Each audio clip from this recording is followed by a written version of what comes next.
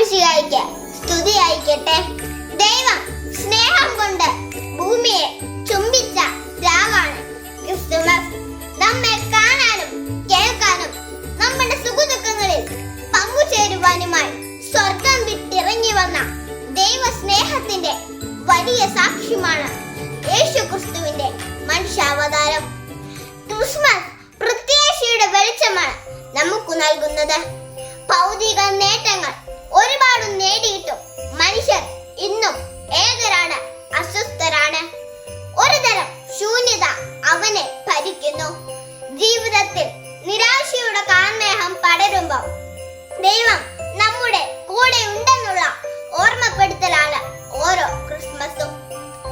ആരുമില്ലാത്തവർക്ക്, ഹൃദയം തകർന്നവർക്ക് ഈ ക്രിസ്മസിന് കൊടുക്കാവുന്നത്രയും അമൂല്യമായ സമ്മാനം നാം അവർക്ക് തുണയായി ഉണ്ടാകുമെന്ന ആശംസയാണ്. കാലിത്തൊഴുത്തിൽ ഉണ്ണിയേശു പിറന്നപ്പം മാലാഖമാർ പാടിയത് അത്യുന്നതങ്ങളിൽ ദൈവത്തിന് മഹത്വം, ഭൂമിയിൽ സന്മനസ്സുള്ളവർക്ക് സമാധാനമെന്നാണ്. യേശു ക്രിസ്തുവിന്റെ പാവനമായ പിറവിക്ക് സാക്ഷ്യം വഹിച്ചവളാണ് ഭൂമി. ആ ഭൂമിയിൽ അപരാമ്യം അസംഖ്യം മനുഷ്യ പിറവികൾ സംഭവിച്ചു കൊണ്ടിരിക്കുന്നു. പരമമായ അർത്ഥത്തിൽ ഓരോ പിറവിയും ഓരോ തിരുപ്പിറവിയാണ്. ഭൂമിയിലെ ഓരോ പിറവിയും ചരിത്ര നിയോഗം പേറുന്നുണ്ട്. മറ്റുള്ളവരെ സ്നേഹിക്കാനും അംഗീകരിക്കാനും നാം തയ്യാറാകുമ്പോൾ ലോകത്തിന്റെ പ്രകാശമായി നാം മാറുകയാണ്. ഇനി മുതൽ നമ്മുടെ ജീവിതം കൂടുതൽ പ്രകാശിക്കേണ്ടിയിരിക്കുന്നു. ഹൃദയങ്ങളിലെ ഈ സ്നേഹ സംഗീതങ്ങൾ കൂടുതൽ ഉച്ചത്തിൽ മുഴങ്ങേണ്ടിയിരിക്കുന്നു. പുൽക്കൂട്ടിലെ വെളിച്ചത്തിലേക്ക് തിരിയേണ്ടവരാണ് നാം.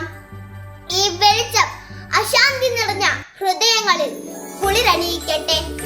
അസമാധാനത്തിന്റെ ഇരുളകറ്റി സ്നേഹത്തിന്റെ സന്തോഷം വാരി വിതരട്ടെ.